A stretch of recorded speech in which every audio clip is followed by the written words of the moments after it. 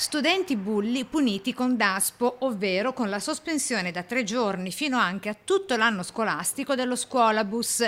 Accade a Camponogara, dove il comune ha deciso di adottare la linea dura contro studenti maleducati e violenti. Di qualche giorno in seguito ad una prima segnalazione, oppure la sospensione dell'intero servizio per tutto l'anno scolastico nei casi più gravi. Il DASPO è previsto anche nei casi di studenti indisciplinati. E i comportamenti sono anche semplicemente il non star seduti all'interno del mezzo, perché è fondamentale per la sicurezza di tutti, così come non avere rispetto degli altri e delle cose e del mezzo stesso.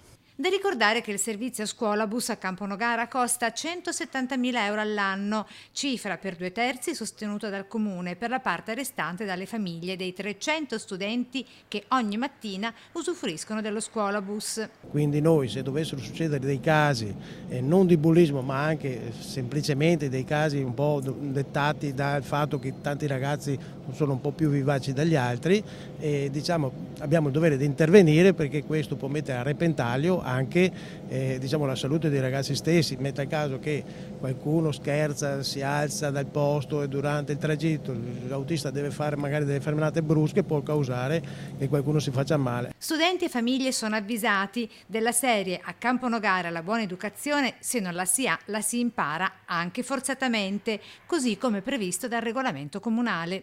I genitori e le famiglie devono fare la loro parte, le pubbliche istituzioni anche,